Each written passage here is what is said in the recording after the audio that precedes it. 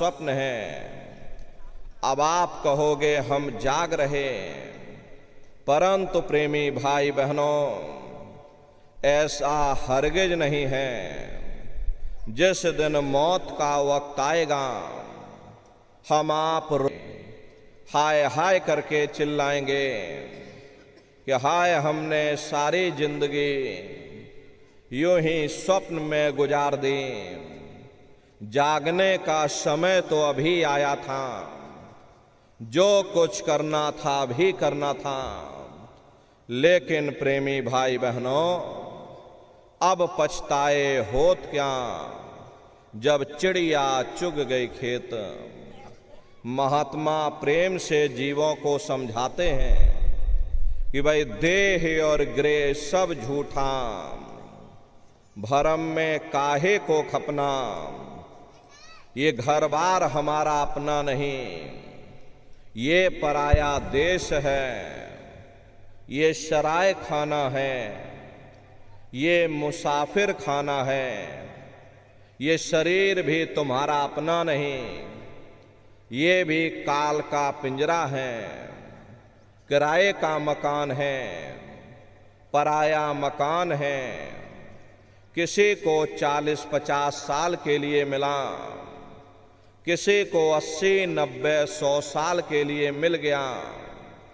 जितने जितने श्वास उस मालिक ने बख्शे हैं, उसे भुगतने के बाद में हमें शरीर को यहीं छोड़ जाना।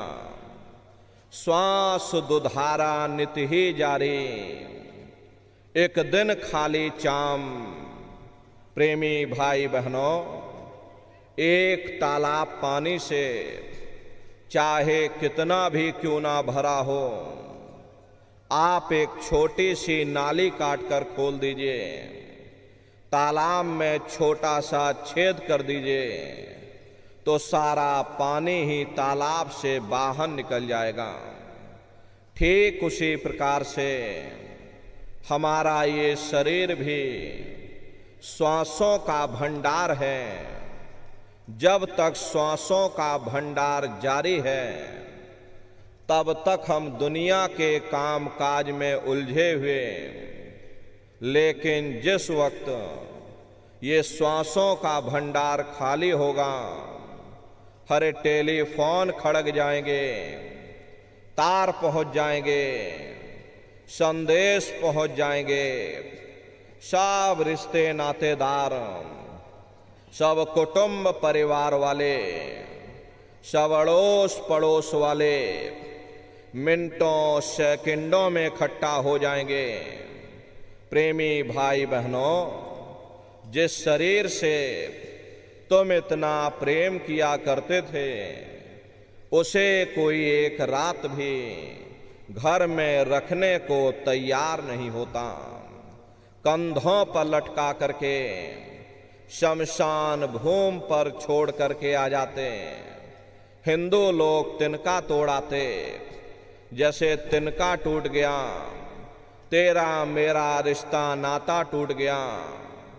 मुसलमान, सिख या ईसाई लोग खाक की मिट्टी कब्र में डाल देते कि जो मेरे लिए खाक की मिट्टी है, वह मेरे लिए तू है। मामूली कष्ट नहीं होता, मौत के समय में घन घोर पीड़ा होती है। जन्मत मरत दुसै दुख हुई।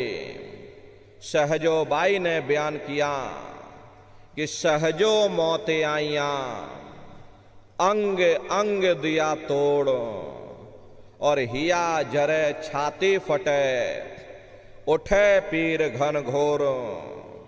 गुरु महाराज सत्संग में फरमाते थे कि जैसे 1,00,000 बिच्छू एक साथ मिल करके हमारे शरीर पर डंक मारें, उससे भी लाखों करोड़ों गुना ज्यादा मौत के समय में दर्द होता है।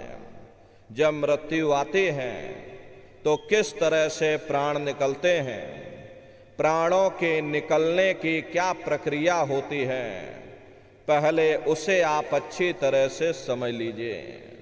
सिमटत भास श्वास उठ जावे और प्राणपति जम सिमट समावे, उस समय हमारी श्वासें रुक जाती, शरीर की चेतना पीछे सिमटने लगती, तो सबसे पहले गुदा चक्र टूटता है, क्योंकि गुदा चक्र में पृथ्वी का वास होता है। गुदा चक्र टूट करके ऊपर इंद्रिय चक्र में समा जाता, इंद्रिय चक्र में जल का वास होता, यानी जल ने पृथ्वी को घोल दिया। फिर जब इंद्रिय चक्र टूटेगा तो ऊपर नाभि चक्र में समा जाएगा, नाभि चक्र में अग्नि का वास होता, यानी अग्नि ने फिर जल को सुखा दिया। ये नीचे से सिमटाव होता है, नीचे से ऊपर की ओर सिमटाव होता। फिर जब ये नाभि चक्र टूटेगा तो हृदय चक्र में समा जाएगा, हृदय चक्र में वायु का वास होता, यानी वायु ने अग्नि को अपने में समाहित कर लिया और इस तरह से वायु आकाश में उड़ गई। ये आंखों की पुतलियां ऊपर पलट जाती हैं, मुंह खुला का खुला रह जाता। हरे महात्मा प्रेम से समझाते हैं कि भाई जब यह कर्म कला उपजावे और बुद्धि सुरत की आन दबावे, जब यह जीवात्मा पांचों तत्वों को लांग करके जल पृथ्वी अग्नि वायु आकाश पांचों तत्वों को लांग करके ऊपर आते हैं, तो काल दाढ़ में आन दवानी और जब ढर के नैनन से पानी, जब काल अपनी दाढ़ में दबाता है तो नेत्रों से पानी निकलता, इंद्रियां टूट टूट करके चकनाचूर हो जाती, सब रिश्ते नातेदार खड़े रह जाएंगे। लगे टकटकी दिखे न भाई, वाही समय को करे सहाय। उस समय जीव टकटकी लगाकर देखता है कि कोई मेरी मदद कर दे, कोई मेरी सहायता कर दे, कोई मुझे बचा ले। लेकिन प्रेमी भाई बहनों, सब भाई बंधु खड़े रह जाते हैं, डॉक्टर वैद्य हकीम सब घेरे रह जाते, लेकिन उस समय आपको कोई बचा नहीं पाता। यमदूत आते हैं, प्राणों की डोरी को तोड़ देते हैं और जीवात्मा को खींच करके इस शरीर से बाहर कर दिया जाता। जैसे ही ये जीवात्मा शरीर से अलग हुई, ये शरीर हमारा मिट्टी हो जाता। फिर इस मिट्टी को एक रात अपने घर में कोई रखने को तैयार नहीं होता। हरे आपके कितने भी सगे संबंधी क्यों ना हो, खास नात रिश्तेदार क्यों ना हो, लेकिन एक रात कोई घर में मट्टी रखने के लिए तैयार नहीं होते। कहते भाई जल्दी करो जल्दी करो, अब इनकी शक्ल देखने में हमको डर लग रहा, जल्दी से बाजार से कफन खरीद के लाओ, जल्दी से लकड़ियां खरीद के लाओ, जल्दी से चिता तैयार करो, इनको घर में से जल्दी से उठा ले जाओ, वहीं शमशान भूमि पर जला देना। ये जो घर में इनके कपड़े लत्ते पड़े हुए, हर इनके कपड़े लत्ते भी उठा ले जाओ, वहीं शमशान भूमि पर जला देना। जिस बिस्तर पर ये लेटे रहे, ये बिस्तर भी अशुद्ध हो गया। अब इनकी छुई हुई चीज हमको घर में एक नहीं चाहिए, इसलिए इनका बिस्तर भी उठा ले जाओ, वहीं शमशान भूमि पर जला देना। लेकिन उसने कोई सोने की अंगूठी पहनी होगी, गले में कोई सोने की चैन पहनी होगी, उसे धीरे से उतार करके जेब में रख लोगे। बस वही एक अशुद्ध नहीं होगा और बाकी सब अशुद्ध हो जाएगा। हरे महात्मा कहते हैं कि भाई कुटुंब परिवार मतलब काम, बिना धन पास नहीं जाए। ये रिश्ते नातेदार, ये कुटुंब परिवार वाले, ये सब स्वार्थ के संगी साथी। हरे प्रेमी भाई बहनों, आज तुम्हारी जेब में पैसा है तो सब जैसे तैसे तुमसे रिश्तेदारियां कायम कर लेंगे। आज जेब खाली हो जाए तो बेटा बाप को बाप कहने के लिए तैयार नहीं होता। अरे आप रोज कचहरियों में मुकदमों का हाल देखते हो। यदि किसी पिता ने बंटवारा करते समय किसी एक बेटे को 1000 रुपया कम दे दिया या 1 बीघा जमीन कम दे दी तो बेटा बाप का दुश्मन बन जाता, उसे ले जाकर कचहरियों में खड़ा कर देता। अरे अपना यहाँ क्या है, ये स्वार्थ के संगी साथी, कोई तुमको याद करने वाला नहीं। 13 दिन बाद 13वीं मना दोगे, लड्डू पूड़ी पकवान बना करके खिला दोगे, फिर जाने वाले को कोई याद नहीं करता। अभी बूढ़े बुजुर्गों से पूछा जाए कि भाई क्या तुमको तुम्हारे माँ बाप की याद आती है, तो कहेंगे भाई नहीं आती। अरे क्यों नहीं आती, तुम्हारे माँ बाप थे, तुमको पाला पोसा बड़ा किया, खुद बेचारे भूखे रहे होंगे, तुम्हारा पेट पाला होगा, तुमको तुम्हारे माँ बाप की याद क्यों नहीं आती? क्योंकि तुम्हारे सामने तुम्हारे लड़के बच्चे हो गए, तुम्हारे नाती पोता पंती और संती हो गए, इसलिए तुम अपने माँ बाप की यादों को धीरे धीरे भूल गए और नई यादों में धीरे धीरे बस गए। ऐसे ही प्रेमी भाई बहनों, एक दिन सब तुमको भी भूल जाएंगे, कोई किसी को याद करने वाला नहीं। ये कहानी तो शमशान भूमि पर समाप्त हो गई। उधर देखो क्या होता, तुम्हारी जीवात्मा को ले जा करके ऊपर धर्मराज की कचहरी में पेश कर दिया जाएगा। वहां पलक झपकते ही तुम्हारे अच्छे बुरे कर्मों का हिसाब किताब हो जाएगा। क्योंकि मैंने इनको मौका दिया था, जब ये माँ के गर्भ में उल्टे लटके हुए थे, सिर इनका नीचे था, पैर इनके ऊपर थे, उस समय इन्होंने मुझसे प्रार्थना की थी कि हे मालिक, मुझे एक बार मौका दे दो, मुझे एक बार ये मनुष्य शरीर दे दो, हम भजन करेंगे, भक्ति करेंगे, हम अपनी जीवात्मा का कल्याण करेंगे। तो मैंने इनकी प्रार्थना को स्वीकार कर लिया और इनको मैंने ये सुंदर सा मनुष्य शरीर दे दिया और कह करके मैंने भेजा था कि भाई ये मनुष्य शरीर ये किराए का मकान है, ये तुम्हारा अपना नहीं है। अगर ये तुम्हारा अपना होता तो हमेशा तुम्हारे पास रहता। ये तुम्हारा अपना नहीं, ये मैंने तुमको कुछ समय के लिए ये किराए का मकान दिया है। हाँ, तुम अपनी जीवात्मा को मेरे किराए के मकान में बैठा करके अपनी जीवात्मा का कल्याण करा लेना। मैंने कुछ समय के लिए तुम सबको ये किराए का मकान दिया है। जब समय पूरा होगा मैं अपने सिपाहियों को भेजूंगा, उस समय पर तुम मेरे मकान को खाली कर देना। लेकिन इतना ध्यान रखना कि जैसा साफ सुथरा मैंने तुमको ये किराए का मकान दिया, वैसा ही साफ सुथरा तुम मुझको वापस लौटाना। लेकिन इस किराए के मकान में बैठ करके इन्होंने अच्छे बुरे कर्म कर डाले, कर्मों के भंडार से इन्होंने मेरे किराए के मकान को गंदा कर दिया, इसलिए कर्मों की सजा इनको मिलेगी। ले जाओ इनको फलाने नरक में डाल दो। अरे महात्मा कभी झूठ नहीं बोलते।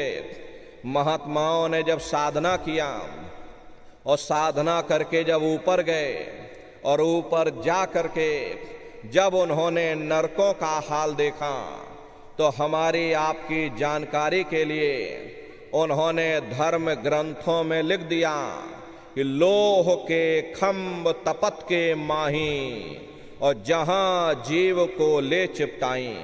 वहां लोहे के खंबे अग्नि से धधक धधक कर लाल हो रहे। ऐसे खोटे जीवों को उन खंभों में चिपटाया जाता। जीव हाय हाय करके तड़फता है। तड़फ तड़फ जीव जुलम बुखारी, और तपत खम्भ दुख उपजे भारी। असहनी वेदना होती, असहनी दुख दर्द होता। जीव वहां रोता और चिल्लाता रहता। लाखों लाख जोजन मील तक तुम्हारे रोने और चिल्लाने की आवाज जाती, लेकिन प्रेमी भाई बहनों, वहां कोई तुम्हारी पुकार सुनने वाला नहीं, कोई तुम्हारी दर्द भरी आवाज को सुनने वाला नहीं। अरे दुर्दशा क्यों हो गई? क्योंकि हम लोग मनमुखी हो गए, मन के कहे पर चलने लग गए। मन के कहे पर चल करके अच्छे बुरे कर्म करने लग गए। कर्मों का ये जखीरा अंबार के अंबार हमने अपने सिर पर लाद लिए। आज उन्हीं कर्मों का भोग पा रहे। हरे महात्मा कहते हैं कि भाई नर के अनेक अन्य और हैं, कहाँ लग कहूँ बखान। और दुख भोगते यह जीव जो जाने जो भोग समान। कहते भाई एक नरक नहीं, ऐसे वहां पर अनेकों अनेक नरक बने हुए। अलग अलग खोटे पाप कर्मों के वहां पर अलग अलग नरक बने हुए। कुंभी नरक निदान यह है, पड़े जीव जग जाए और सिर समेत डूबा रहे सदा नरक के माही। कुंभी कहते हैं घड़े के आकार का बड़ा विशाल नरक बना हुआ, दुनिया भर का मवाद उसमें भरा, बड़ी भारी बदबू उसमें से आती है। जीवों को उसी में डाल दिया जाता। जब ही नरक सिर ऊपर काढ़े तब ऊपर जूती जम मारे।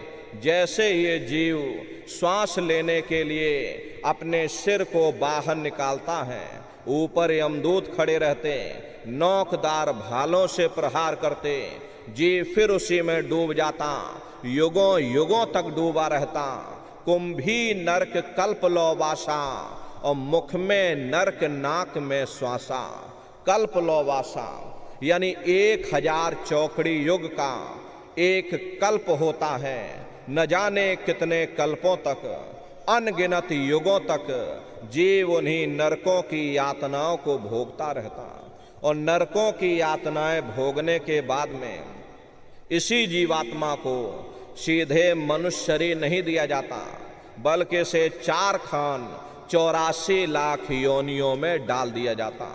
जैसे बच्चा होता है, बच्चा पहले कक्षा 1 पास करेगा, फिर कक्षा 2 में जाएगा। ऐसे वहां पर भी पूरा चैनल बना हुआ। नरकों की यातनाओं को भोगने के बाद में इन्हीं जीवों को 4 खान 84 लाख योनियों में डाल दिया जाता। प्रेमी भाई बहनों, ये 4 खान 84 लाख योनियां ये कोई मामूली योनियां नहीं होती।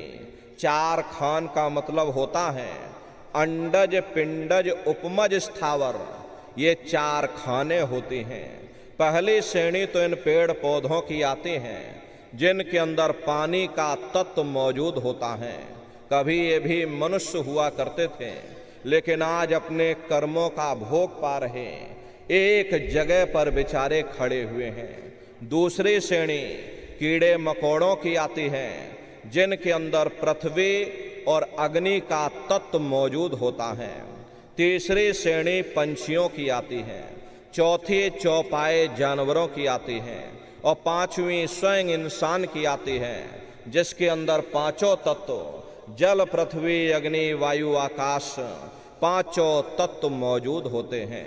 प्रेमी भाई बहनों, ये 4 खाने हैं, इनकी अलग अलग 84 लाख योनियां होती हैं। अब आप पेड़ पौधों को देखिएगा तो नीम का पेड़ अलग है, आम का पेड़ अलग है, महुए का पेड़ अलग है।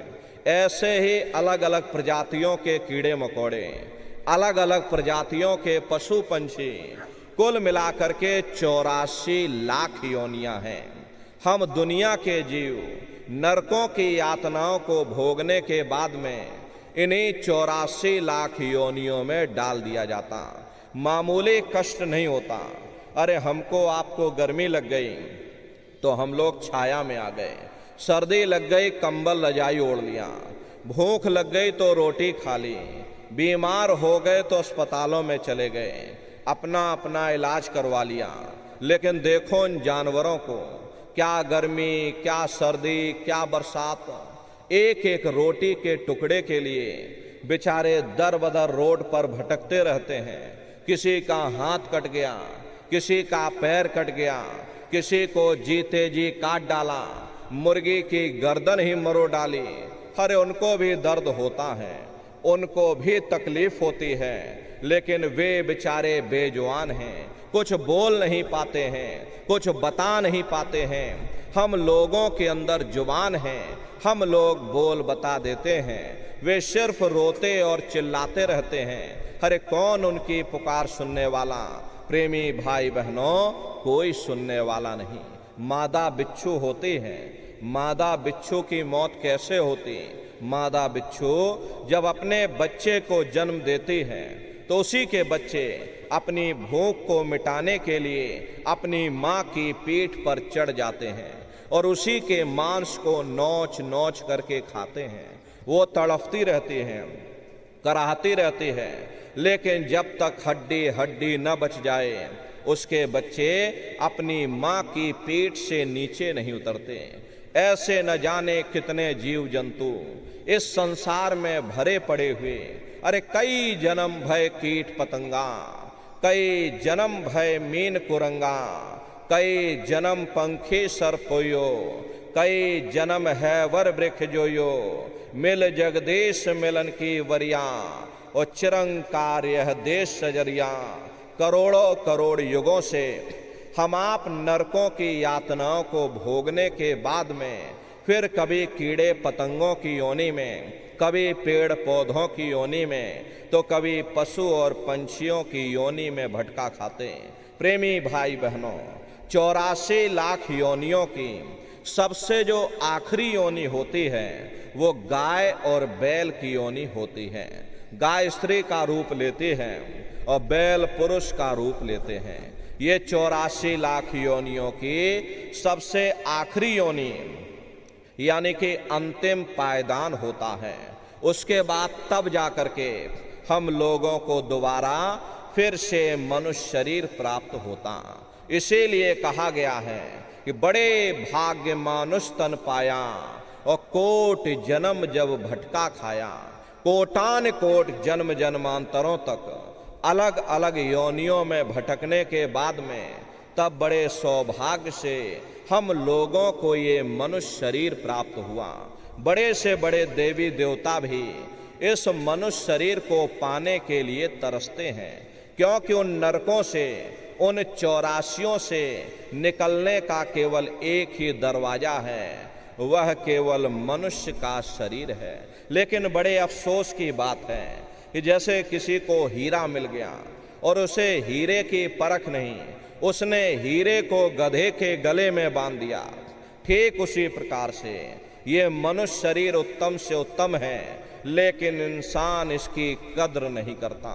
खाने पीने ऐसो इशरत में अपने कीमती समय को और श्वासों की पूंजी को बर्बाद कर देता।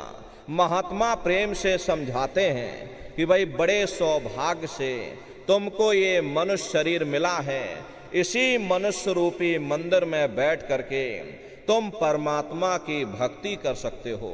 इसीलिए संतों महात्माओं ने इस पंच भौतिक शरीर को सच्चा हरि मंदिर कहकर याद किया कि हरि मंदिर यह शरीर है और ज्ञान रतन प्रकट होए, ये असली हरि मंदिर है। जब भी वो परमात्मा मिलेगा इसे हरि मंदिर के अंदर मिलेगा। इसे पंच भौतिक शरीर को गुरु नानक साहब ने नर नारायणी देह कहकर याद किया। ये वो देह है जिसमें नारायण स्वयं विराजमान है। अरे वो नारायण जब भी मिलेंगे तुम्हें तुम्हारे अंदर मिलेंगे। यही कबीर साहब ने लिखा है कि जो तिल माही तेल है, जो चकमक में आग, और तेरा साईं तुझ में और जाग सके तो जाग। जिस तरह से तिल में तेल होता है, पत्थर में अग्नि होती है, ठीक उसी तरह से वो मालिक हर एक के घट घट में, हर एक के वजूद के अंदर बैठा हुआ। यही आपकी धर्म पुस्तकों में भी लिखा है कि अरे मोको का धूड़े रे बंदे, मैं तो तेरे पास में, और ना तीरथ में ना मूरत में, मैं तो हूँ विश्वास में। ना मैं तीरथ में मिलूंगा, ना मैं मूरत में मिलूंगा, ना मैं मंदिर में मिलूंगा, ना मैं मस्जिद में मिलूंगा, ना मैं ग्रंथों में मिलूंगा, ना मैं पोथियों में मिलूंगा, ना मैं किताबों में मिलूंगा। चाहे सारी उम्र बैठ करके तुम अखंड रामायण पढ़ते रहो, अरे मैं जब भी मिलूंगा तो मैं तुम्हारे अंदर मिलूंगा। प्रेमी भाई बहनों, बड़ी सीधी सी बात है, ये अगर खाना बनाने की किताब सारी उम्र बैठ करके आप पढ़ते रहोगे कि भाई खाना ऐसे बनता है और खाना वैसे बनता है, खाने में नमक डाला जाता है और खाने में तेल डाला जाता है, तो कभी तुम्हारा पेट नहीं भरते। हम गीता, कुरान, बाइबल की निंदा नहीं करते।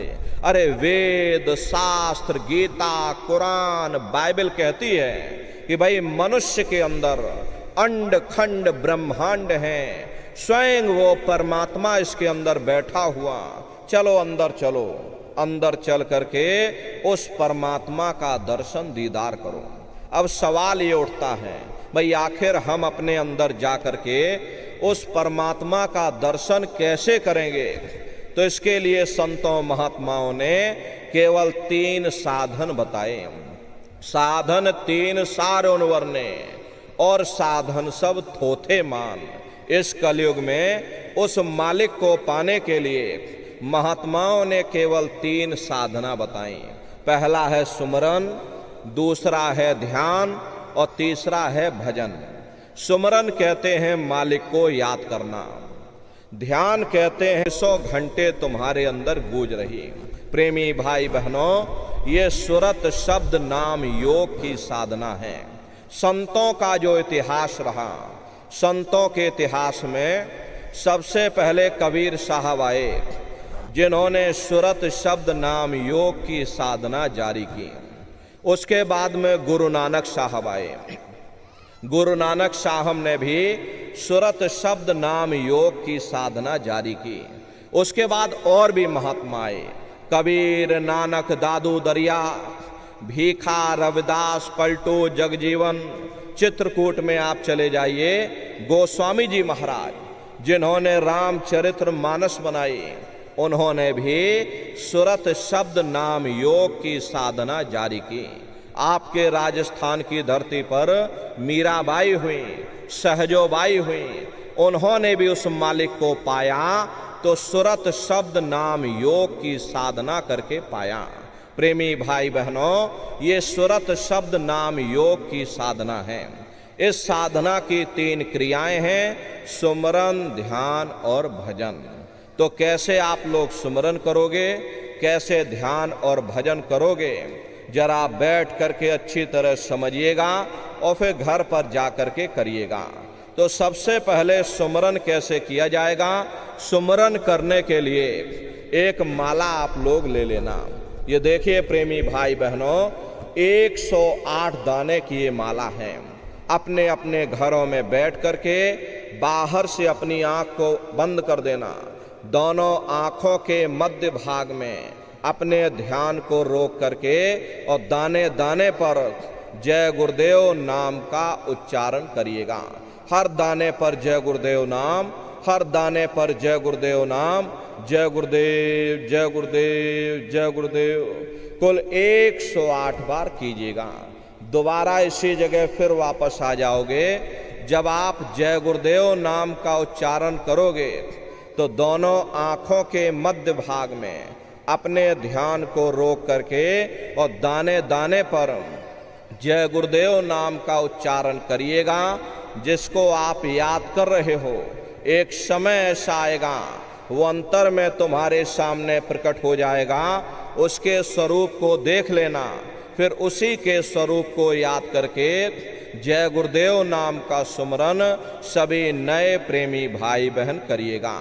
दूसरी बार फिर यहीं से जय गुरुदेव नाम का सुमरन, तीसरी बार फिर यहीं से जय गुरुदेव नाम का सुमरन।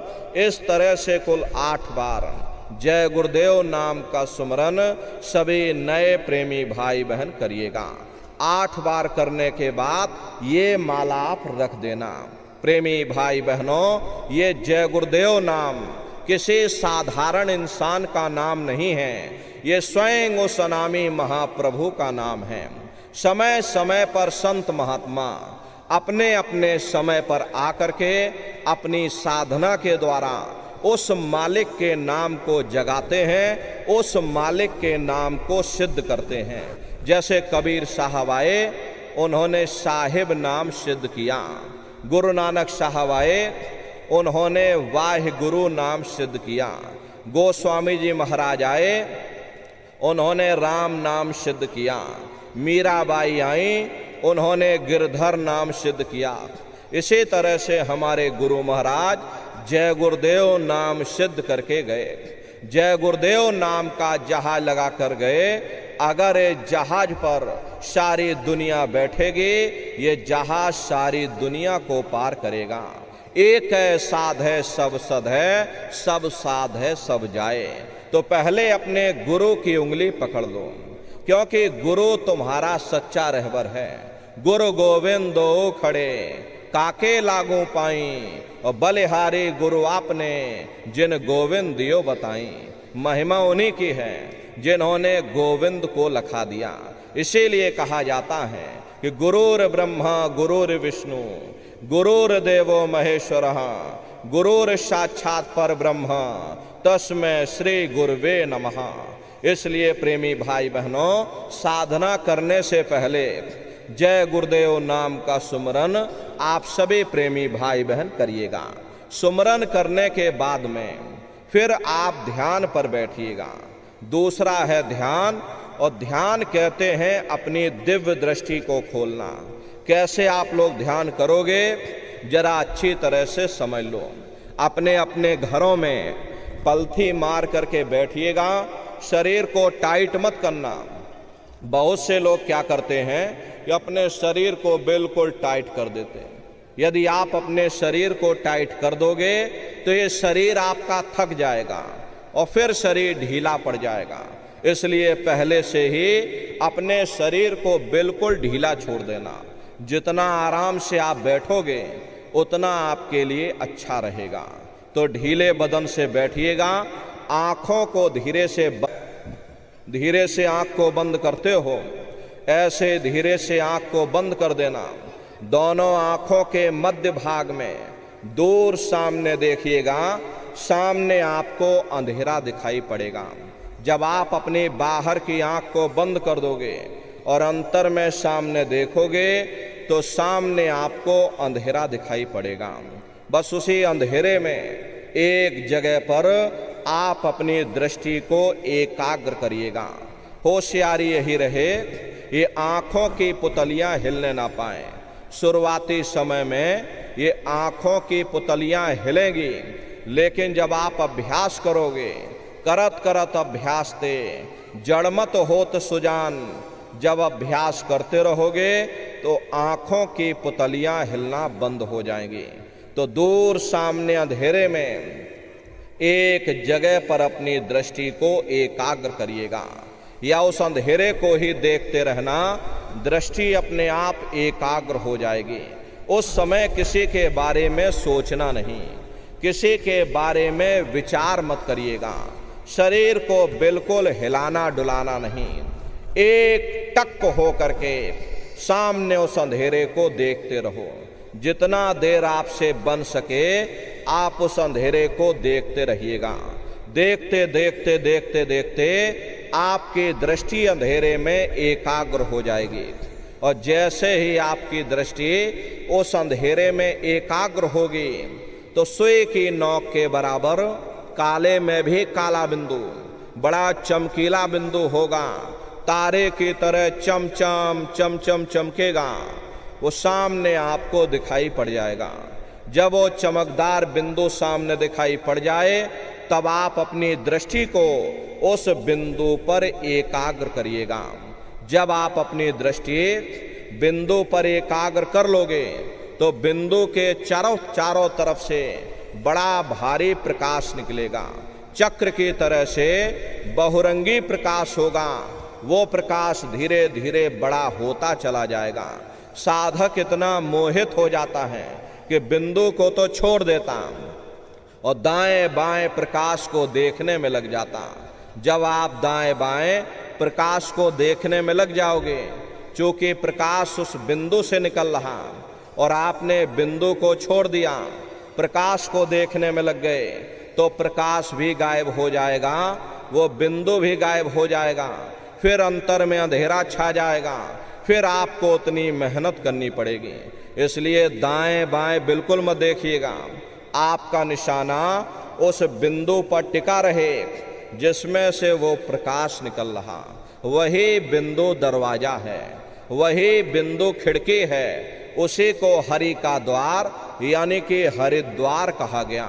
प्रेमी भाई बहनों, जब एक टक हो करके आप उस बिंदु को देखते रहोगे तो वो बिंदु फट जाएगा, वो दरवाजा खुल जाएगा, ये शिव नेत्र खुल जाएगा, ये दिव्य दृष्टि खुल जाएगी और आप दरवाजे के अंदर दाखिल हो जाओगे।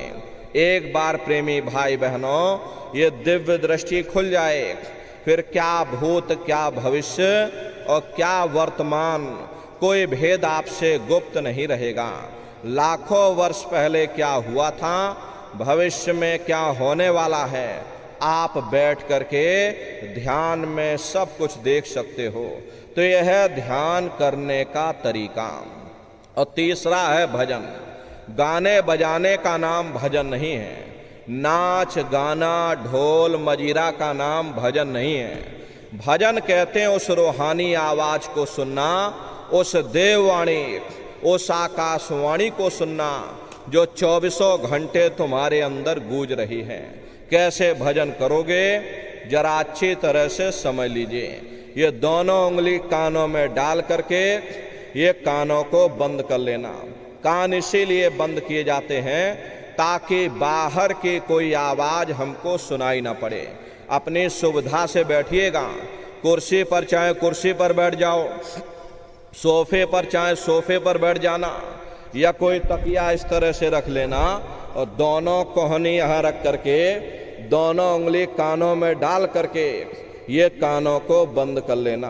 बहुत सी हमारी माताएं बहनें हैं, बूढ़े बुजुर्ग हैं, आपके घुटनों में दर्द होता है, रीढ़ की हड्डी में दर्द होता है, आप बैठ करके भजन नहीं कर पाते हो तो आप लेट करके भजन करिएगा। ऐसे सीधे लेट जाना, लेटे लेटे आंख और कान को बंद कर लेना। मतलब तो आंख और कान को बंद करना है, चाहे आप लेट करके करो चाहे आप बैठ करके करो। यही कहा गया कि आंख कान मुख बंद कराओ, अनहद झिंगा शब्द सुनाओ।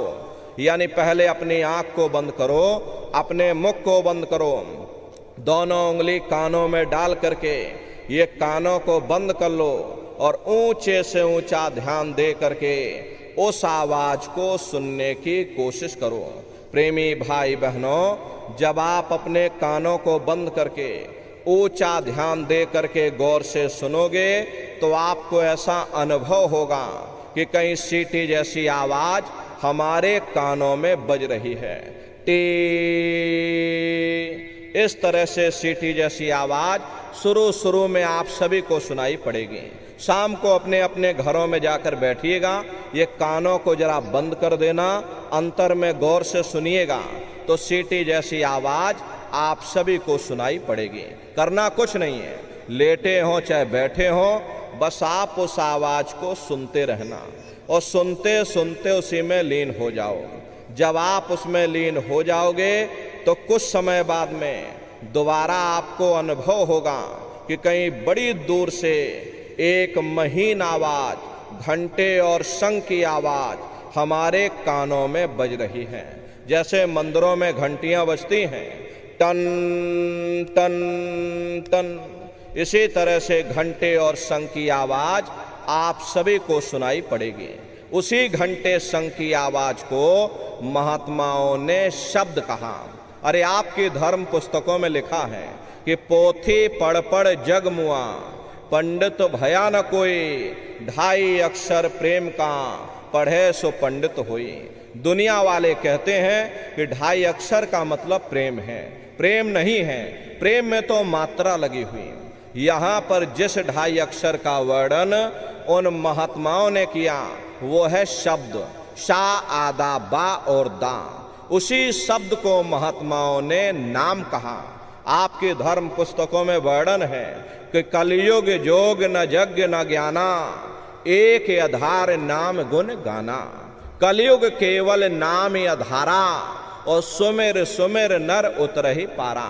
कलयुग में केवल नाम का आधार है, वो नाम तुम्हारे अंदर 24 घंटे गूंज रहा। तो उसी घंटे संग की आवाज को महात्माओं ने शब्द या नाम कहा, उसी को मुसलमान फकीरों ने कलमा कहा, उसी को ईसा मसीह साहब ने वर्ड या लागश कहकर याद किया, उसी को गुरु नानक साहब ने अनहद वाणी कहकर याद किया।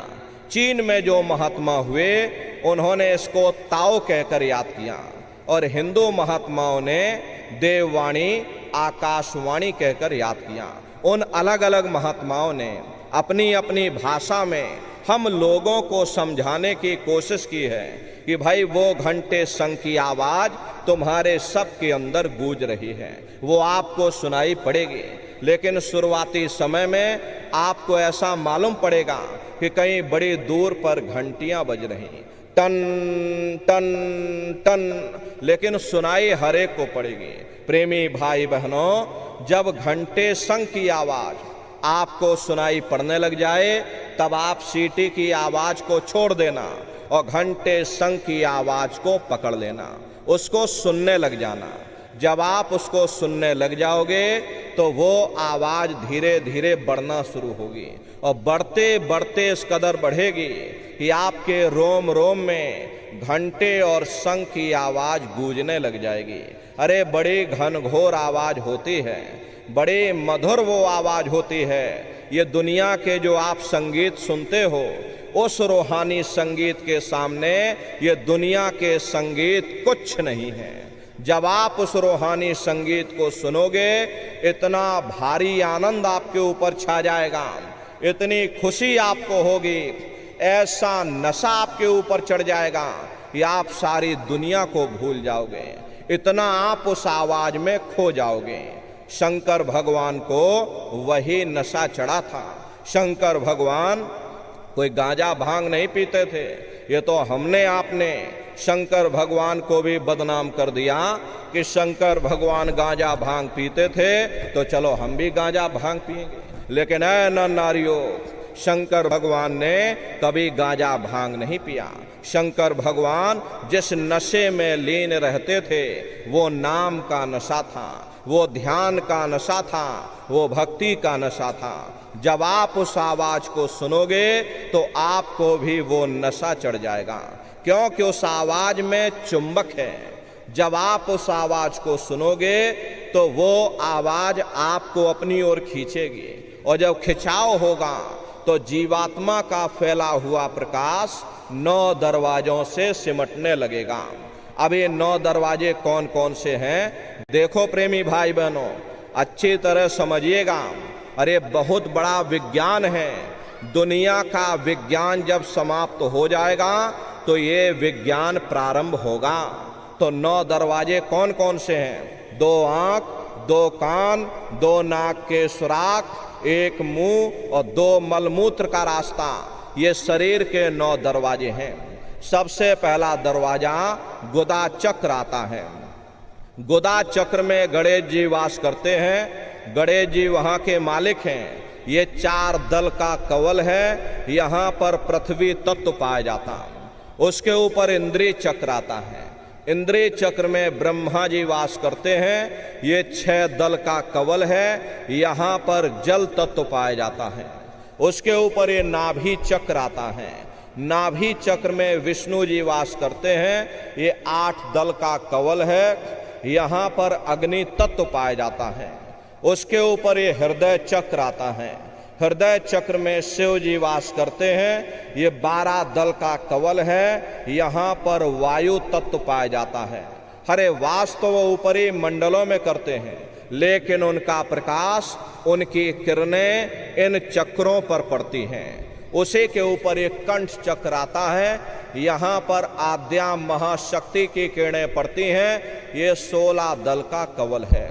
और आप सबसे ऊपर, तुम्हारी जीवात्मा सबसे ऊपर दोनों आंखों के मध्य भाग में बैठी है, जहाँ पर देवियाँ बिंदी लगाती हैं और पुरुष जहाँ पर टीका लगाते हैं।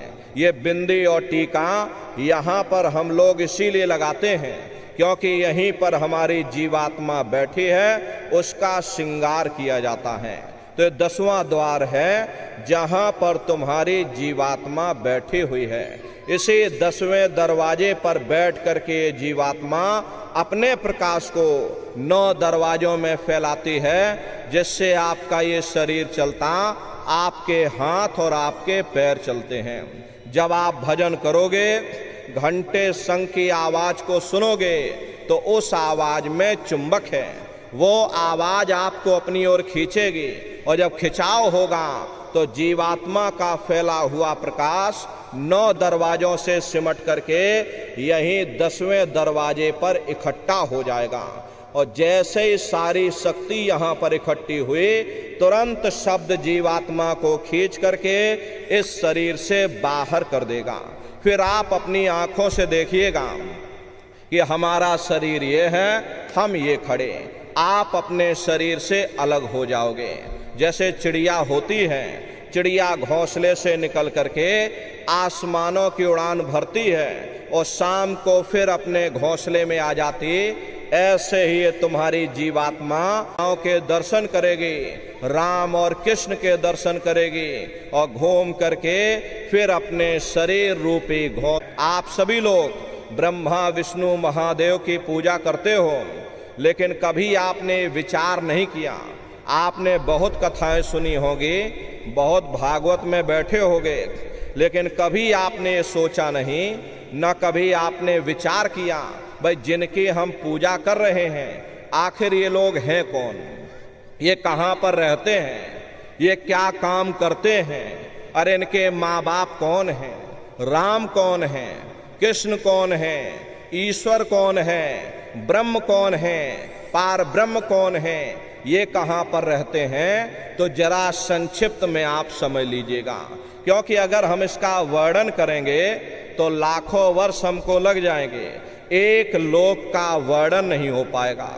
इतने विशाल लोक ऊपर बने हुए, लेकिन संक्षिप्त में आपको हम बता रहे कि किन किन मंडलों को पार करते हुए तुम्हारी ये जीवात्मा अपने 5वें मंडल पर यानी कि सचखंड में पहुंचेगी।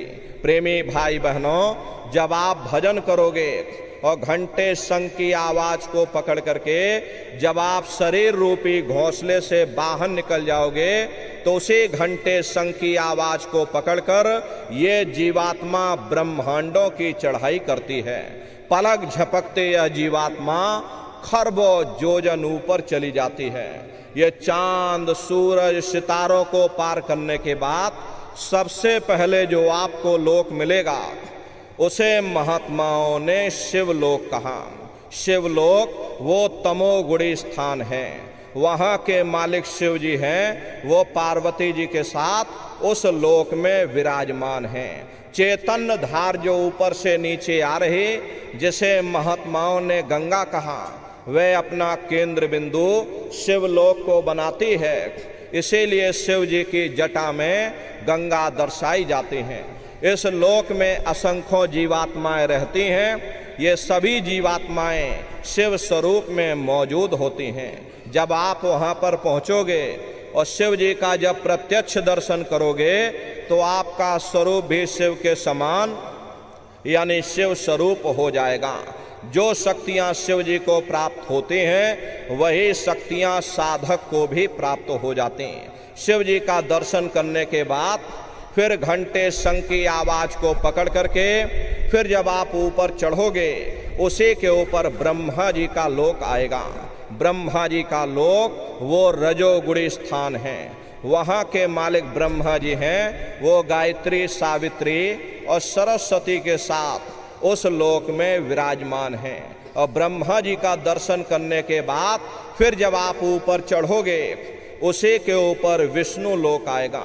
विष्णु लोक वो सतोगुणी स्थान है। वहाँ के मालिक विष्णु जी हैं, उनका बड़ा मनमोहक स्वरूप है। उनकी 4 भुजाएं हैं और चारों भुजाओं में शंख, गदा, पद्म और चक्र सुशोभित हैं। और आप क्षीर सागर में लक्ष्मी जी के साथ विराजमान हैं। ये तीनों देवता ब्रह्मा, विष्णु, महादेव अपने अपने लोक में बैठ करके राज कर रहे। एक रचयिता है जो जीवों को रचता है, एक पालनहार है जो जीवों को पालता है, एक संहार करता है जो जीवों को नष्ट कर देता। एक का काम है घड़े को बनाना, एक का काम है घड़े की सुरक्षा करना, और एक का काम है घड़े को फोड़ देना। इनकी जो माता हैं वो आद्या महाशक्ति हैं। ब्रह्मा, विष्णु, महादेव लोक के ऊपर वो आद्या महाशक्ति का लोक आता है। और उसी लोक को पार करने के बाद सबसे पहला देश पड़ता है, या यूं कह लीजिए कि पहली राजधानी पड़ती है, जिसे महात्माओं ने सहस दल कवल कहा। वो राजधानी है। ये ब्रह्मा, विष्णु, महादेव के जो लोक हैं, उस राजधानी के अंतर्गत आने वाले जिले हैं। आप इस तरह से समझिएगा, जैसे आपके उत्तर प्रदेश की राजधानी लखनऊ है, रायबरेली आपका जिला है, इसी तरह प्रेमी भाई बहनों वो सहस दल कवल राजधानी है। राजधानी का जो मालिक है वो निरंजन भगवान है।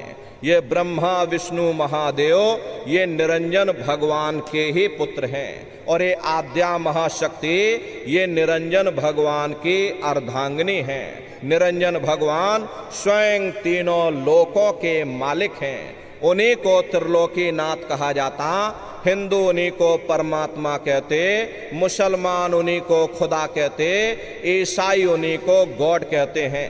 ये जल एक है। जल को चाहे आप पानी कह लो, चाहे आप नीर कह लो, चाहे आप वाटर कह लो, हम लोग लफ्जों के झगड़े में उलझे हुए हैं। प्रेमी भाई बहनों, घंटे और शंख की आवाज जो हर इंसान के अंदर गूंज रही, वो आवाज उन्हीं के मुखार बिंद से हो रही। निरंजन भगवान का जो स्वरूप है वो ज्योतिष स्वरूप है। हजार बाती की अखंड ज्योति वहाँ पर बराबर जल रही। हम आप मंदिरों में ज्योत जलाते हैं, ये तो हम आप उसकी नकल करते हैं। महात्माओं ने आपको चिन्ह बता दिया कि भाई उनका ऐसा स्वरूप है, तो हम लोग मंदिरों में नकल करने लगे। इस ज्योत में तेल की जरूरत पड़ती है, बाती की जरूरत पड़ती है, लेकिन वो अखंड ज्योति ऐसी जल रही जिसमें ना तेल की जरूरत है और ना बाती की जरूरत है। पलटू साहब ने जिक्र किया है कि उल्टा कुआं गगन में और तिस्मे जरे चिराग, और तिस्मे जरे चिराग, बिना रोगन बिन बाती, और 6 ऋतु 12 मास, जरत रहे दिन राती, और सतगुर मिले जो होए, ताहि की नजर में आवे, और बिन सतगुर नहीं कोई वाह को दर्शावे। वो अखंड ज्योति ऐसी है जिससे पूरा ब्रह्मांड प्रकाशवान हो रहा।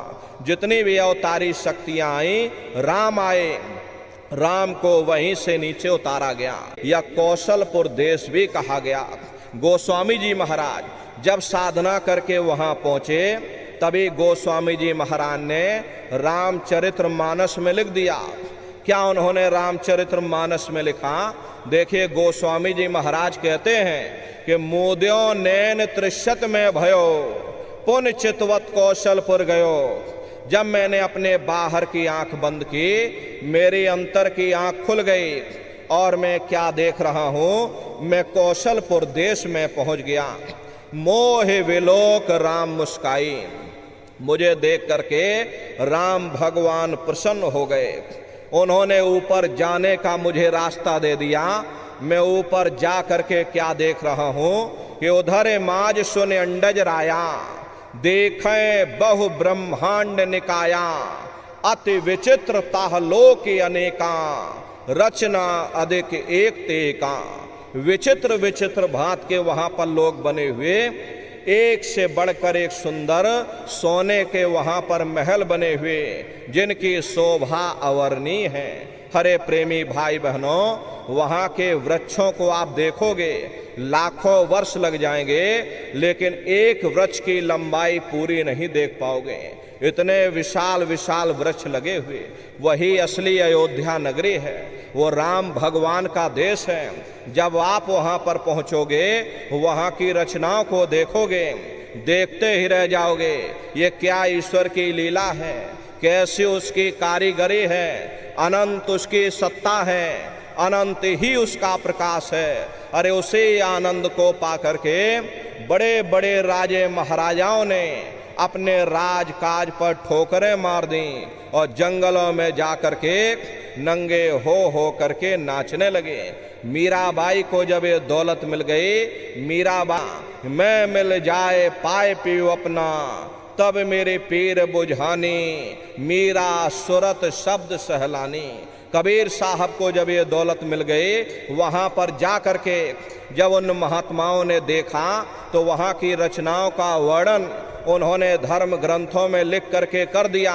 ये अचरज देखा भारी साधो, अचरज देखा भारी रे, और बिना बजाए निस्दिन बाजे, घंटा शंख नगारी रे, और बहरा सुन सुन मस्त होते है, तन की खबर बिसारी रे, और बिन भूमि के महल बना है, तामे ज्योति उजारी रे, अंधा देख देख सुख पावे, बात बतावे सारी रे, और जीता मरकर फिर जी जावे, बिन भोजन बलधारी रे, और ब्रह्मानंद संत जन बिरला, कोई समझे बात हमारी रे। प्रेमी भाई बहनों, वो असली अयोध्या नगरी है, वो राम भगवान का देश है।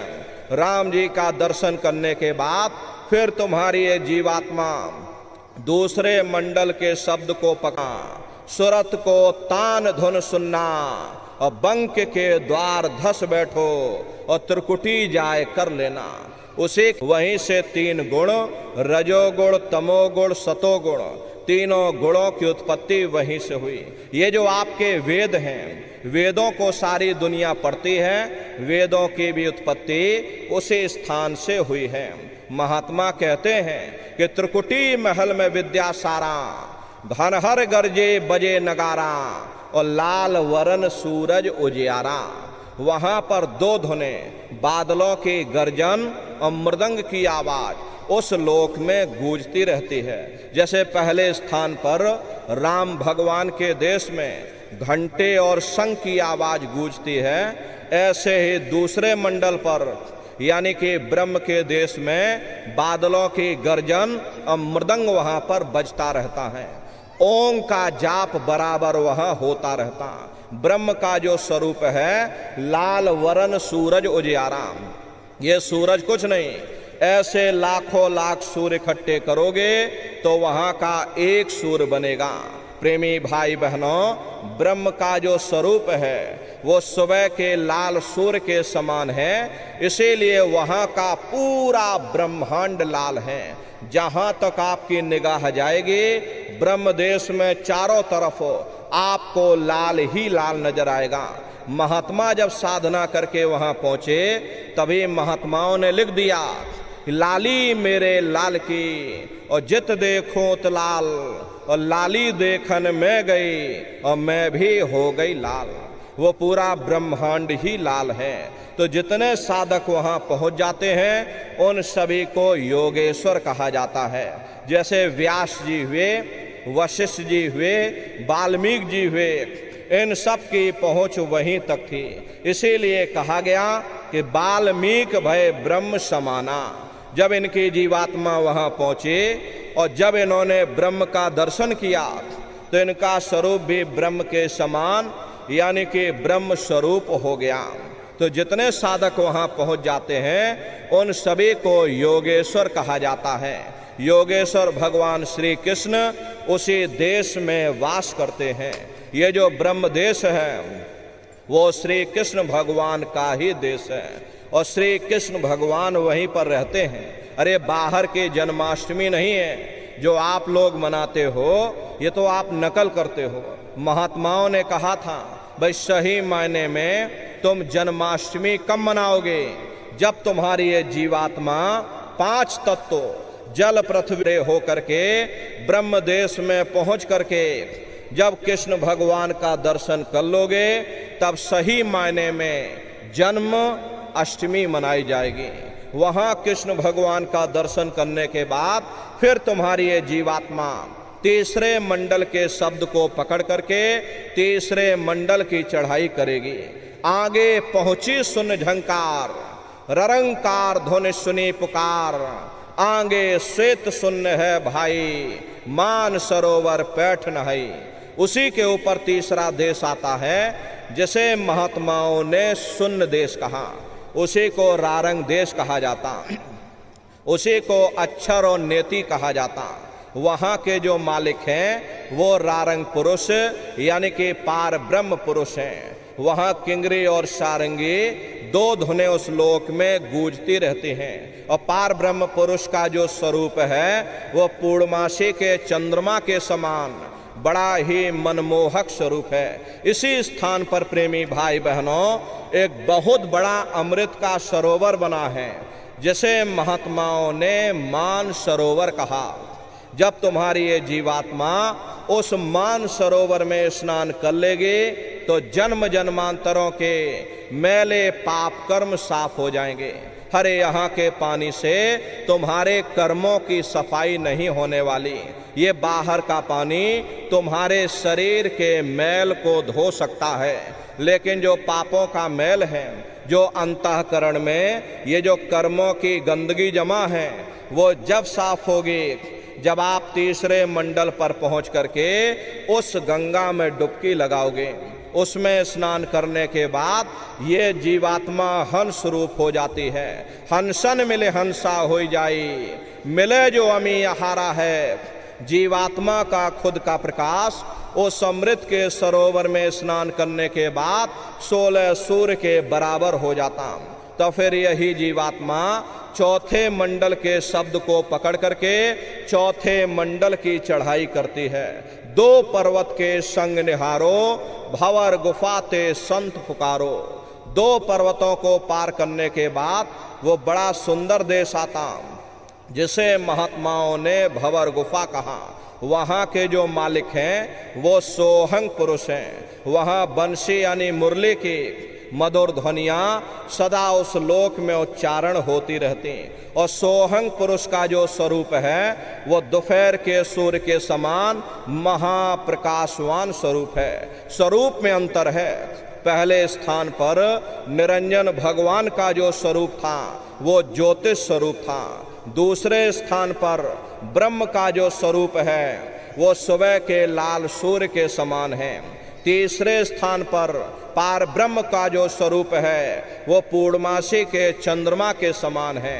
चौथे स्थान पर सोहंग पुरुष का जो स्वरूप है वो दोपहर के सूर्य के समान महाप्रकाशवान स्वरूप है। वहाँ के धनी का दर्शन करने के बाद ताके परे धाम सतनामा और बीन बजे सतलोक ठिकाना। सोहंग देश के ऊपर वो 5वां देश आता, जैसे महात्माओं ने सचखंड देश कहा। वो सचखंड देश अजर अमर अविनाशी सदा एक रस रहने वाला देश है। वहाँ न काल है, न कर्म है, न दुख है, न संताप है, न पुण्य भगवान है, जिनके रोम रोम में खरबों खरब सूरज चांद सितारे प्रकाशवान। वही हमारे आपके सच्चे मालिक हैं, वही हमारे आपके सच्चे पिता हैं। हमको आपको वहीं से नीचे उतारा गया, फिर शब्द को पकड़ करके शब्द शब्द पौड़ी पर चढ़कर और पहुंचो सचखंड सतनाम। तो शब्द कब पकड़ में आएगा? जब आप लोग भजन करोगे। और भजन कैसे किया जाएगा जरा अच्छी तरह से समझ लो। ये आंख और कान को बंद कर लेना, लेकिन मन को रोकिएगा। ऐसे समय पर तुम्हारा ये मन जरूर भागेगा। अभी आप यहाँ सत्संग में बैठे हो, शरीर तुम्हारा यहाँ बैठा, लेकिन मन सारी दुनिया में भाग रहा। अब किसी को पानी पीना है, मन पानी पीने पहुँच गया। कोई बाल बच्चों को घर में छोड़कर आया, मन बाल बच्चों में पहुँच गया। कोई दुकान दफ्तर छोड़ करके आया, मन दुकान दफ्तर में पहुँच गया। कोई खेती बाड़ी छोड़ करके आया, शरीर बेचारा यहाँ बैठा, मन धान में पानी लगा रहा। तो ऐसे भजन से कोई लाभ नहीं होगा। जिन्होंने मार मन डाला उन्हीं को सूरमा कहना, और बड़ा बैरी ये मन घट में, इसी का जीतना कठना। अगर दुनिया में कोई हमारा दुश्मन है, वो केवल हमारा मन है। प्रेमी भाई बहनों, ये मन रूपी रावण कब मरेगा? जब 9 द्वारों पर फतेह हासिल करके तुम यहाँ 10वें द्वार पर चढ़ जाओगे, तब सही मायने में दशहरा मनाई जाएगी। अरे बाहर की दशहरा नहीं है जो लकड़ी का रावण बनाकर फूंक देते हो और घर चले आते तो भाई हमने रावण मार दिया। अरे महात्माओं ने कहा था भाई सही मायने में तुम दशहरा कब मनाओगे?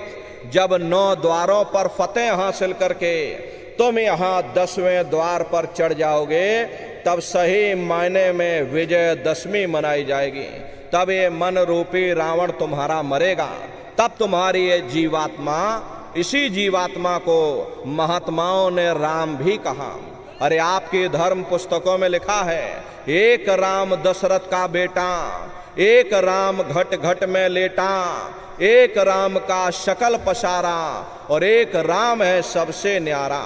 एक वो राम है जो अयोध्या के वासी हैं, और एक राम घट घट में लेटे, यानी हमारी आपकी जीवात्मा जो हर एक के अंदर मौजूद है। महात्माओं ने कहा भाई एक वो राम है, और एक राम का शकल पसारा, यानी पहले स्थान के मालिक वो निरंजन भगवान, जिनको दुनिया त्रिलोकीनाथ कहती है, जिनका ये पूरा पसारा पूरा संसार है। महात्माओं ने कहा भाई एक वो राम है, और एक राम है सबसे न्यारा। 5वें स्थान के मालिक वो सतपुरुष भगवान जो हमारे आपके सच्चे पिता हैं। महात्माओं ने कहा भाई एक वो राम है। तो महात्मा तो उस राम की महिमा गाते हैं। मोटी बात आप पकड़िए कि भजन कैसे करोगे। ये आँख कान को बंद कर लेना, ऊंचा ध्यान दे करके गौर से अंतर में सुनिएगा। शुरू में सीटी जैसी आवाज आप सभी को सुनाई पड़ेगी, उसे पकड़ लेना, सुनते रहना। कुछ समय बाद में दोबारा आपको अनुभव होगा कि कहीं बड़ी दूर से एक महीन आवाज, घंटे और शंख की आवाज हमारे कानों में बज रही। जब घंटे शंख की आवाज आपको सुनाई पड़ने लग जाए, तब आप सीटी की आवाज को छोड़ देना और घंटे शंख की आवाज को पकड़ लेना। एक बार प्रेमी भाई बहनों, आप उस आवाज को पकड़ लो, फिर वो आवाज आपको नहीं छोड़ेगी, खींच करके शरीर से बाहर कर देगी।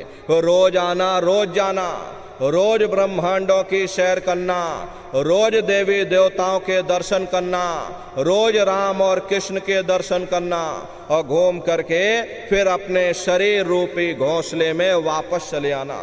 तो सुमरन, ध्यान और भजन 3 क्रियाएं आपको बताई गई। रास्ता सच्चा है, आप करोगे आपको अनुभव होगा, लेकिन नित्य नियम से करिएगा, नागा नहीं होने पाए। अरे आप शरीर को भोजन देते हो, सुबह दोपहर शाम रात खाते रहते, लेकिन कभी आपने ये विचार नहीं किया, ये जीवात्मा जो जन्म जन्मांतरों से भूखी प्यासी बैठी है, और जिसकी शक्ति से तुम्हारा इतना बड़ा ये शरीर चल रहा, तो कभी अपनी जीवात्मा को तुमने भोजन नहीं दिया।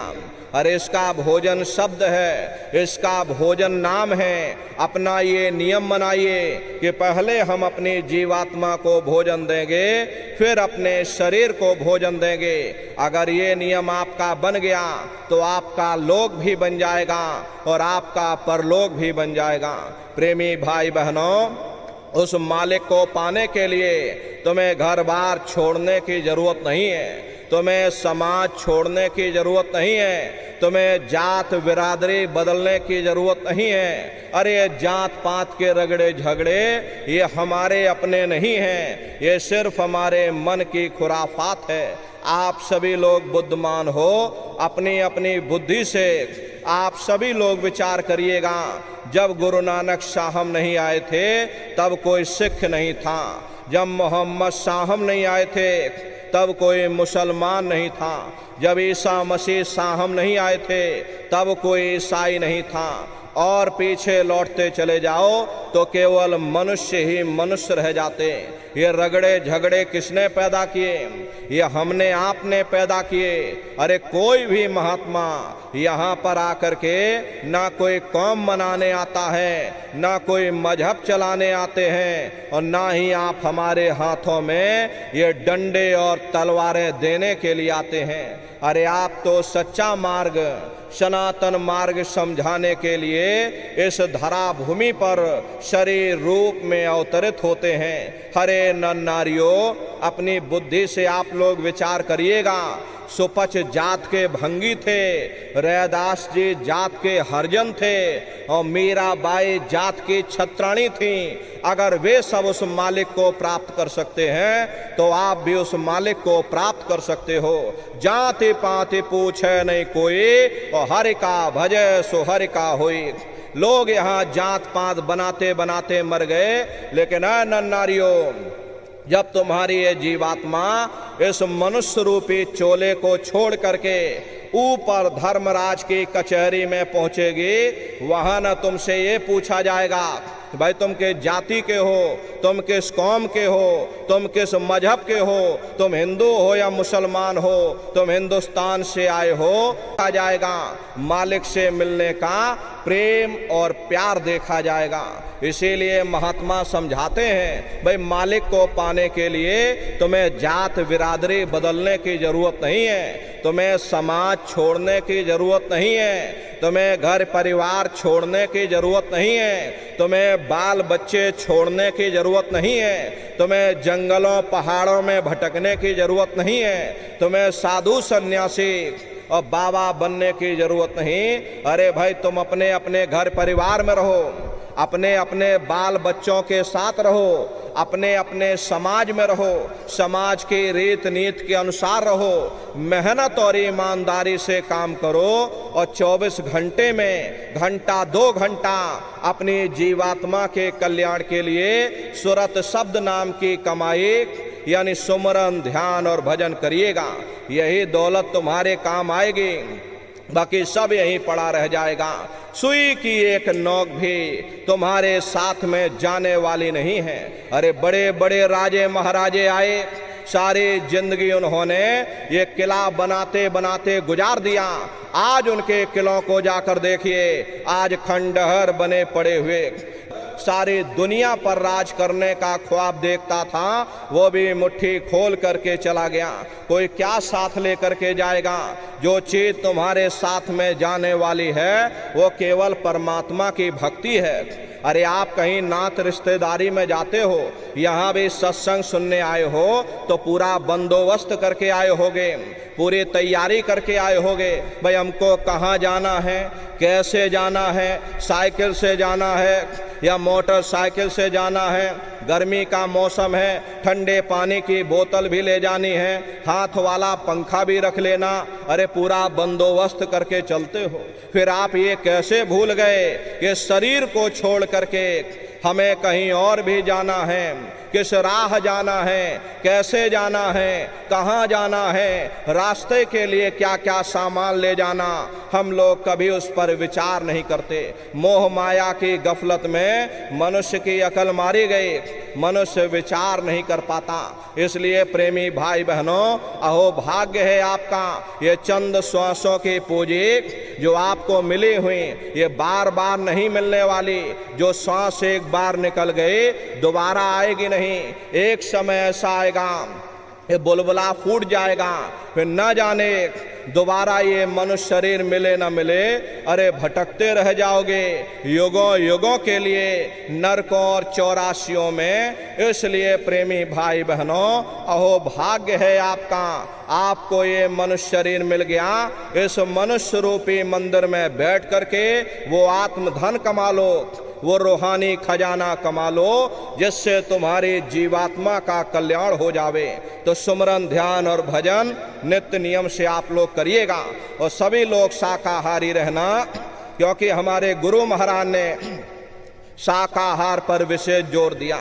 गुरु महाराज हमारे कहते थे, ए बच्चे बच्चियों, तुम लोग शाकाहारी रहना, शाकाहार का प्रचार करते रहना, इसी से देश और दुनिया में भारी परिवर्तन होगा। प्रेमी भाई बहनों, परिवर्तन कोई कानून बनाने से नहीं होता, परिवर्तन लोगों की भावनाएं बदलती हैं। विचार जब बदलेंगे जब लोगों का खान पान शुद्ध होगा। अरे देसी कहावत है, जैसा खाए अन्न वैसा होए मन। जब इंसान पशुव्रती भोजन करेगा तो उसकी बुद्धि स्वतः ही पशुओं जैसे हो जाएगी, सोच विचार उसका चिंतन स्वतः ही पशुओं जैसा हो जाएगा। फिर जिस शराब के नशे में माँ बहन बेटी की पहचान खत्म हो जाए, उस शराब को पी करके यह कैसे पता चलेगा कि क्या अच्छा और क्या बुरा है। यही कारण है ये आज घर समाज में ये दुनिया भर के अत्याचार और दुनिया भर के व्यभिचार फैले हुए हैं। अरे हम लोग मंदिर बनवाते हैं, उन मंदिरों में नहा धो करके जाते, कहते भाई परमात्मा के रहने की जगह है, हमको नहा धो करके जाना चाहिए, फूल अगरबत्ती ले जाना चाहिए। कोई उन मंदिरों में कूड़ा कचड़ा नहीं डालता। अगर कूड़ा कचड़ा डालोगे तो आपस में लाठियां चल जाएंगी।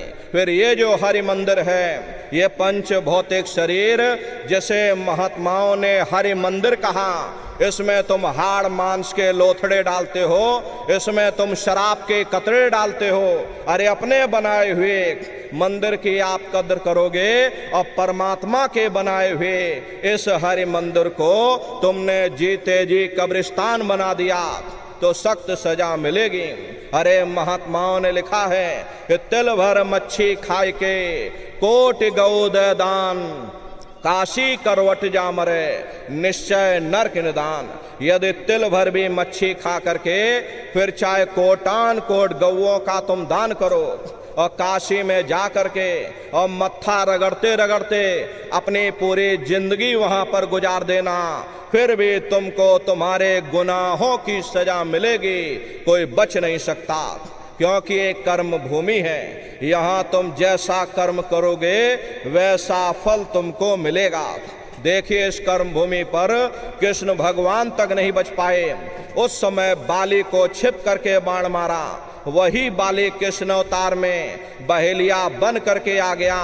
कृष्ण भगवान के पैरों में पद्म चमकता था, हिरण की आंख समझ करके और बहेलिये ने निशाना मार दिया। और जब पास में आकर के देखा कृष्ण भगवान थे, अफसोस करने लगे। लेकिन कृष्ण भगवान ने उसको समझाया कि भाई इसमें तुम्हारा कोई दोष नहीं, उस समय हमने तुमको मारा, आज तुमने हमको मार दिया, हमारा तुम्हारा अदला बदला पूरा हो गया। कर्म प्रधान विश्व रच राखा और जो जस करें सो तस फल चाखा। ये कर्मों का ऐसा देश है, यहाँ तुम जैसे बीज बोगे वैसे ही फसल काटोगे। इसलिए प्रेमी भाई बहनों, आपसे हमारी प्रार्थना है कि आप लोग शाकाहारी रहिएगा। कोई ऐसा नशा मत करना जिससे बुद्धि तुम्हारी पागल हो जाए, घर में माँ बहन बेटी की पहचान खो दो। हर तरह तरह की बीमारियां जो आज के समय में आ रही हैं, इसका मुख्य कारण एक ही है कि लोगों का खान पान गंदा हो गया। अरे आप अपनी बुद्धि से विचार करिएगा, आप पढ़े लिखे लोग हो, अपनी अपनी बुद्धि से स्वयं विचार करिए। जब इंसानों के खून में जानवरों का खून मिल जाएगा, इंसानों के अंदर जब जानवरों के कीटाणु पहुंच जाएंगे तो ना जानवरों की दवा काम में आएगी और ना इंसानों की दवा काम में आएगी। परिणाम क्या होगा? ऐसी महामारियां फैलेंगी। इसलिए प्रेमी भाई बहनों, आपसे हमारी प्रार्थना है या आप लोग शाकाहारी रहिएगा। कोई ऐसा नशा मत करना जिससे बुद्धि तुम्हारी पागल हो जाए और घर में माँ बहन बेटे की पहचान खो दो। अरे आप अपने आप को कट्टर हिंदू मानते हो, अरे भाई हम कट्टर हिंदू हैं, हमसे बड़ा सनातनी दुनिया में कोई नहीं, हम धर्म के ठेकेदार हैं, हम राम को मानने वाले और हम कृष्ण को मानने वाले हैं। अरे आप राम को मानते हो और आप कृष्ण को मानते हो तो उनके आदर्शों पर भी चलना सीखो। राम ने कभी नहीं कहा कि तुम मांस खाओ या कृष्ण ने कभी नहीं कहा कि तुम शराब पियो। जितने देवी देवता अवतार हुए सभी यही कह करके गए, ये अहिंसा परमो धर्मा। अगर हमने किसी को बनाया नहीं तो मिटाने का अधिकार हमारे पास नहीं। अरे आप इंसान हो, इंसान का काम है दया करने का, दया धर्म का मूल है, इसलिए आप जीवों पर रहम करो, रूहों पर रहम करो। सभी लोग शाकाहारी रहना, शाकाहार का प्रचार अपने अपने क्षेत्रों में बराबर आप लोग करते रहिएगा। अरे सतयुग कैसे आएगा, राम राज कैसे आएगा? राम राज कोई नारा लगाने से नहीं आने वाला, राम राज कोई भाषण देने से नहीं आएगा। राम राज जब आएगा जब आप लोग धर्म का प्रचार करोगे, और धर्म का प्रचार करने की जिम्मेदारी हम सभी प्रेमी भाई बहनों की है, क्योंकि हम सभी लोग अपने गुरु के मेहनत और पसीने के जलाए हुए चिराग हैं। अगर एक एक चिराग एक एक गांव में पहुंच जाएगा, ये पूरा गांव प्रकाशवान हो जाएगा, ये पूरा समाज प्रकाशवान हो जाएगा। गुरु महाराज के संदेशों को जन जन के बीच में पहुंचाने की जिम्मेदारी हम सभी प्रेमी भाई बहनों की है। हमारे गुरु महाराज कह करके गए, बच्चा गांव गांव में तुम भजन केंद्र की स्थापना करो, गांव गांव के लोग भजन करने लग जाएं, गांव गांव में सत्संग होने लग जाए, गांव गांव के लोग शाकाहारी हो जाएं, गांव गांव के लोग सदाचारी हो जाएं, गांव गांव के लोग चरित्रवान हो जाएं, आंखों में माँ बहन बेटी की पहचान प्रेमी भाई बहनों कायम हो जाए। जब हमारा ये गांव बदल जाएगा तो ये पूरा समाज बदल जाएगा, निश्चय ही कलयुग में सतयुग आ जाएगा। इसलिए प्रेमी भाई बहनों, धर्म के प्रचार में आप सभी लोग अपना अपना योगदान दीजिएगा। देखिए हमारे गुरु महाराज परम संत बाबा जय गुरुदेव जी महाराज ने एक अच्छे समाज के निर्माण के लिए, चरित्रोत्थान के लिए, लोगों को शाकाहारी और सदाचारी बनाने के लिए 116 वर्ष की आयु तक अथक मेहनत और परिश्रम किया। हमारे गुरु महाराज ने अपने गुरु की याद में मथुरा आश्रम पर इतना विशाल मंदिर बनवाया। गुरु महाराज हमारे कहते थे कि बच्चा मंदिर का वो देवता वहाँ पर बैठ करके बरकत बांट रहा।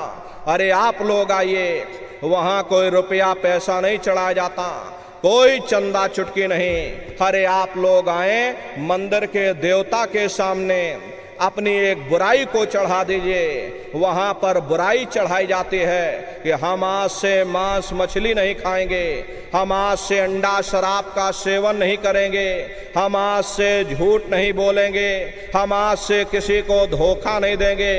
अरे आप अपनी एक बुराई चढ़ा दो, आपकी एक मनोकामना पूरी होगी। ऐसा वरदानी मंदिर गुरु महाराज ने अपने गुरु की याद में मथुरा आश्रम पर बनवाया। उन्हीं की याद में ये पावन भंडारे का कार्यक्रम 20 दिसंबर से और 24 दिसंबर तक मथुरा आश्रम पर मनाया जाएगा। तारीख आप लोग याद रखिएगा, 20 दिसंबर से और 24 दिसंबर तक ये भंडारे का कार्यक्रम होगा। तो आप सभी प्रेमी भाई बहन भंडारे के कार्यक्रम में सपरिवार सादर आमंत्रित हैं। आप लोग पधारिएगा। देश के कोने कोने से दसियों लाख की संख्या में सत्संगी प्रेमी भाई बहन मथुरा दरबार में पधारते हैं। उनके रहने ठहरने के लिए अलग अलग जिलों के टेंट राउटी डेरे लगाए जाते, भोजन पानी के लिए अलग अलग जिलों के भंडारे वहाँ पर चलते रहते। हजारों हजार की संख्या में बराबर निःशुल्क भंडारे वहाँ चलते हैं। अपना बहुत बड़ा आश्रम है, करीब करीब 10 किलोमीटर के व्यास में अपना आश्रम बना हुआ, वहीं पर एक कार्यक्रम होता है। अपने आश्रम पर गुरु महाराज की एक छोटी सी गौशाला भी है। गुरु महाराज के पास में कुल 2 गाय थी। 2 गायों का ही इतना बड़ा परिवार है। ये आज के समय में करीब करीब 3000 गायें हैं और 3000 के ऊपर सांड हैं। गौशाला अलग है, नंदीशाला अलग है। किसी को बाहर नहीं भेजा जाता, क्योंकि गुरु महाराज हमारे कह करके गए कि बच्चा इनको यहीं रखना, यहीं सेवा पानी करना। अगर बाहर भेज दोगे लोग मार देंगे, काट देंगे। इसीलिए चाहे गाय हो या चाहे बैल हो, हमारे यहाँ पर किसी को बाहर नहीं भेजा जाता। गायों के लिए अलग से गौशाला है, सांडों के लिए अलग से नंदीशाला बनी है। उसी के बगल में अपना एक बहुत बड़ा विद्यालय भी है, जिसमें करीब 2,500 से 3,000 बच्चे निःशुल्क विद्या अध्ययन करते हैं। कॉपी किताब पढ़ाई लिखाई बिल्कुल निःशुल्क है। उसी के बगल में अपना एक अस्पताल भी है। प्रेमी भाई बहनों, वो गुरु महाराज की कर्म भूमि है और गुरु महाराज की जन्म भूमि, जहाँ पर हमारे गुरु महाराज का जन्म हुआ, जिला इटावा, ग्राम खितौरा में है। जैसा भव्य मंदिर मथुरा दरबार में बना हुआ, उसी तरह से भव्य मंदिर गुरु महाराज की जन्मभूमि पर बन करके तैयार हो चुका। तो प्रेमी भाई बहनों, जब भी आपको मौका मिले मथुरा दरबार में पधारिएगा। अब ये भंडारे का कार्यक्रम 20 दिसंबर से और 24 दिसंबर तक होने जा रहा। इस भंडारे के कार्यक्रम में आप सभी प्रेमी भाई बहन पधारिएगा। अपने अपने बच्चों को भी साथ में ले करके आइएगा। हम लोग ये सोचने लगते हैं, अरे बच्चों को क्या करेंगे ले जाकर, ये बच्चे छोटे हैं, अरे इनको घर में रहने दो, इनको पढ़ाई लिखाई करने दो, अभी इनकी पढ़ाई लिखाई की उम्र है। ये सत्संग सुनना, ये भजन पूजा पाठ करना, ये तो हम लोगों का काम है। इन बच्चों को घर पर पढ़ाई लिखाई करने दो। प्रेमी भाई बहनों, यहीं पर हम आप धोखा खा जाते। अरे पढ़ाई लिखाई जरूरी है, हम ये बात आपकी मानते हैं कि आज के समय में शिक्षा बहुत जरूरी है। हमको भी गुरु महाराज ने पढ़ाया लिखाया, लेकिन प्रेमी भाई बहनों, पढ़ाई लिखाई के साथ साथ अच्छे संस्कार भी जरूरी हैं। और संस्कार कोई MA BA की डिग्री करने से नहीं पढ़ते, संस्कार कोई डिप्लोमा करने से नहीं पढ़ते। अगर MA BA की डिग्री करने से बच्चों के अंदर संस्कार पड़ गए होते तो हिंदुस्तान में इतने वृद्धाश्रम न खोले जाते। अरे संस्कार पढ़ेंगे महात्माओं के वचनों से, संस्कार पढ़ेंगे सत्संग के माध्यम से। ये बच्चे देश के भविष्य हैं। इन बच्चों के अंदर अच्छे संस्कार डालना ये समय की बहुत बड़ी मांग है। अरे आज के समय में बच्चों के अंदर संस्कारों की कमी देखी जा रही, वरना पहले के समय में अकेले माँ बाप अपने 4-4 बच्चों को पाल लेते थे। लेकिन आज के समय में वही 4-4 बच्चे, वही MA BA और डिग्री और डिप्लोमा किए हुए बच्चे अपने माँ बाप को रोटी नहीं खिला पा रहे। शादी हो जाती है, घर परिवार बांट करके रख दिया, जमीन जायदाद बांट करके रख दी, चूल्हा चौका बांट करके रख दिया, यहाँ तक कि माँ बाप को भी बांट करके रख दिया कि 10 दिन तुम हमारे घर में छोड़ दो और 10 दिन बाद तुम अपने घर में ले जाना। है नर नारियों, ये संस्कारों की बहुत बड़ी कमी है। ऐ माताओं बहनों, ये बच्चे तुम्हारी धरोहर हैं, ये बच्चे तुम्हारे जीवन की पूंजी हैं। अपनी पूंजी को संभाल करके रखिएगा।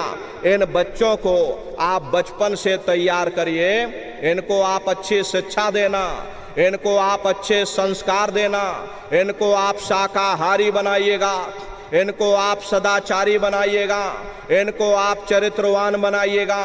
अरे इनको भी तुम राम और कृष्ण बना दो। यही बच्चे बड़े होकर के माँ बाप का नाम रोशन करेंगे, घर और समाज का नाम रोशन करेंगे।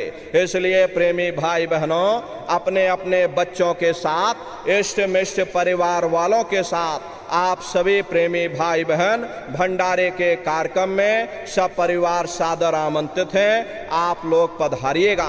सुमरन, ध्यान और भजन अरे आप करोगे, आपको अनुभव होगा, दिखाई भी देगा, सुनाई भी पड़ेगा। अरे आपका लोक भी बन जाएगा और आपका परलोक भी बन जाएगा। इसी के साथ अब हम समय हमको दिया, इसके लिए आप सभी प्रेमी भाई बहनों को बहुत बहुत साधुवाद है।